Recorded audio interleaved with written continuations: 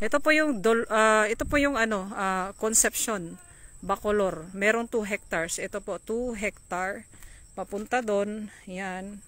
Papunta doon. Ito yung way papuntang Parulog doon. Papunta siyang Parulog doon. Bacolor. Ito naman papuntang Dolores, papuntang Sindalan sa may tulay. Ginagawa pa yung tulay. Kapag natapos na yung tulay, pwede na lumusot dito papuntang Sindalan. So ito yon. So ito yung 2 hectare na yon. Ngayon, punta tayo sa daan. Pasukin natin kasi marami siyang talahiban. Halika kuya, pasok ka. Kuya, samahan mo kami. Punta tayo, may daan ba? May daan po. O kaya nga, tingnan lang natin yung lot. Kasi para makita natin yung, kasi maraming talahib eh.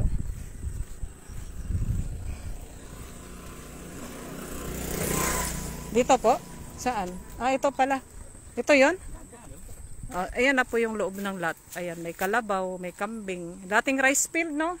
Kaya gulay, tinatamnan. Dating rice field, kuya? Talong. Dating rice field? Oo. Ayan. Talong, ganyan.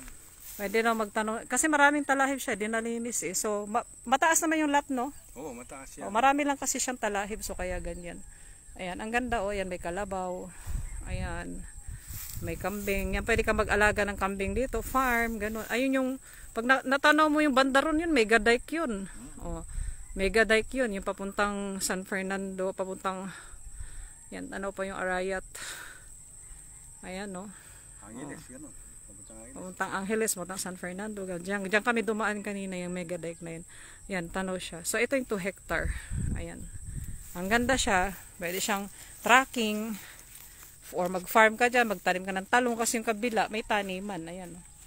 Ayan, meron pang source of water. So, ayan. Ayan na po. Ganda. Ganda siya. 100 meters frontage. Ayan. Pwede siyang subdivision. Okay? Oo, subdivision. Kasi papuntang Sindalan daw yung papunta doon. Dito naman papuntang kabila sa Parulog. Ito, way to, ayan, tingnan yung daliro ko, way to Sindalan. Way to Parulog. Ayan, okay? Ayan.